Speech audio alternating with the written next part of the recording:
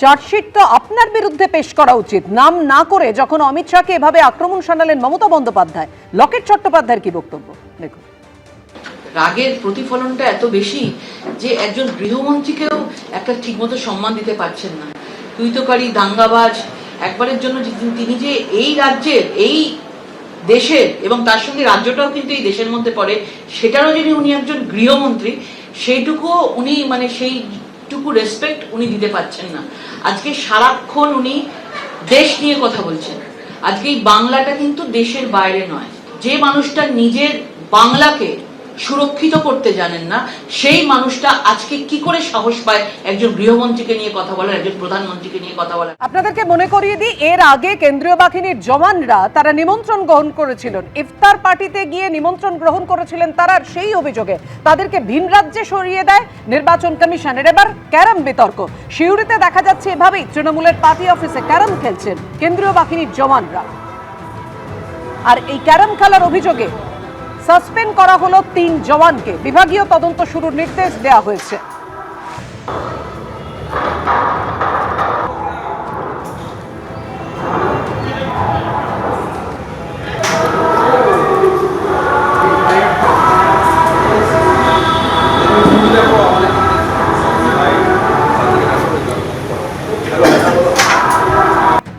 এত ভয় পাচ্ছে কেন বিজেপি এবং ইলেকশন কমিশন? আজকে কেন্দ্রীয় বাহিনী যদি একটা পার্টি অফিসে ঢুকে দুদান ক্যারাম খেলে, সঙ্গে সঙ্গে তাদের পেট হালকা হয়ে যাচ্ছে, গায়ে ফোসকা পড়ছে। এটা দেখেই বোঝা যাচ্ছে যে বিজেপি এবং ইলেকশন কমিশন কি প্রক্রিয়াতে বাংলা দখলের চিন্তা করেছিল আর এখন কেন এত ভয় পাচ্ছে। সত্যি আমি বলবো, বিজেপিকে নিজেদের জনসংযোগ বাড়াতে, কেন্দ্রীয় বাহিনীর ওপর আস্থা রেখে তাদের ভরসাতে ইলেকশন জিততে পারবেন না আপনারা। এর আগে মুর্শিদাবাদেও 7 কেন্দ্রীয় বাহিনীর জওয়ানের বিরুদ্ধে কড়া ব্যবস্থা নিয়েছিল নির্বাচন কমিশন। ইফতার পার্টিতে যোগ দেওয়ার অভিযোগ ছিল এই 7 জওয়ানের বিরুদ্ধে। তাদেরকে ভিন রাজ্যে সরিয়ে দেয় নির্বাচন কমিশন। সতর্ক করার পরও মুর্শিদাবাদে নিমন্ত্রণ রক্ষায় যায় 7 জওয়ান। একটি অনুষ্ঠানে যোগ দেয় ওই 7 জওয়ান। তৃণমূল ও বিজেপি দু দলের নেতারাই সেখানে ছিলেন। তারও আগে 2016 বিধানসভা ভোটের দিন মুর্শিদাবাদে হাজারদুয়ারিতে ঘুরতে দেখা যায় কেন্দ্রীয় বাহিনীর জওয়ানদের। কি করছেন এখানে? হাজারদুয়ারিতে কি করছেন দাদা? হাজারদুয়ারিতে কি করছেন? আর এবার ক্যারাম খেলার অভিযোগ কেন্দ্রীয় বাহিনীর জওয়ানদের বিরুদ্ধে। একেবারে ইউনিফর্ম পরে বীরভূম জেলা তৃণমূলের পার্টি অফিসে তৃণমূলের কর্মী সমর্থকদের সঙ্গে ক্যারাম খেলতে দেখা গেল কেন্দ্রীয় বাহিনীর জওয়ানদের। আর এই অভিযোগ পাওয়ার সঙ্গে সঙ্গে 3 জওয়ানকে সাসপেন্ড করল কমিশন।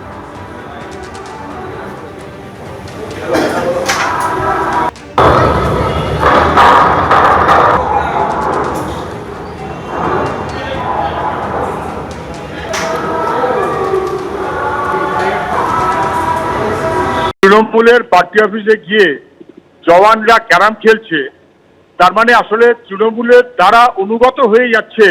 এই যে ব্যবস্থাপনা, এটা তৃণমূল বরাবরই করে। কিভাবে কেন্দ্রীয় বাহিনীকে বশীভূত করেছে, কখন কখন এটা সবাই জানেন। অসভ্যতা করেছে, নোংরামো করেছে, জওয়ানদের জীবনকেও তার থেকে ক্ষতিগ্রস্ত করেছে, অথবা কেন্দ্রীয় বাহিনীর জীবনকেও বিপদের মধ্যে ফেলেছে। নিরপেক্ষ ভোট, কেন্দ্রীয় বাহিনী কোনো পক্ষভুক্ত হবে কেন? তৃণমূল কি বিজেপি কথা না, কোনো পার্টি অফিসে গিয়ে ক্যারাম খেলবে কেন? আর বাড়িতে গিয়ে নিমন্ত্রণ খাবে কেন, বিশেষ করে এইরকম সময়তে? আর তৃণমূল সবসময়তেই কেন্দ্রীয় বাহিনীকে বশীভূত করার জন্য নানান রকম ছল কৌশল করে এবং সেটা খুব বিপজ্জনক, খারাপ। অ্যাকশন নিয়েছে, আমার কারণে এর মধ্যে কোনো অপরাধ নেই। যদি কেউ নিরপেক্ষতাকে ভেঙে দলীয় মনোভাবের প্রতিফলন ঘটায়, তাহলে অবশ্যই তার বিরুদ্ধে ব্যবস্থা নেওয়া উচিত। আসছি পরের খবরে। 294 কেন্দ্রে আমি প্রার্থী। 2016 পর 2026-এ ফের বার্তা দিলেন মমতা বন্দ্যোপাধ্যায়। কে প্রার্থী দেখতে হবে না, আমি প্রার্থী, আমার ওপরে ভরসা রেখে ভোটটা দেবেন, তৃণমূলই সরকার গড়বে। আর কি বলেছেন? ওরা জঙ্গলে আমরা ভোট যাবো, ওরা ভোট যাবে আমরা বর্ষাবো, ওরা বর্ষালে আমরা ঢেউয়ে ডুবিয়ে দেবো। কি মামুনেরা ভোটটা দেবেন তো? ভুলে যান কি আপনার প্রার্থী, মনে রাখবেন আমি আপনার প্রার্থী সব জায়গায়।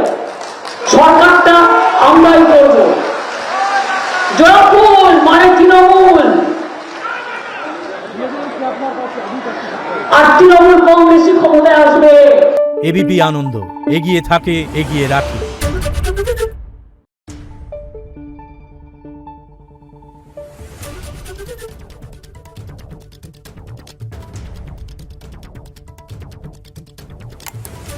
Thank you.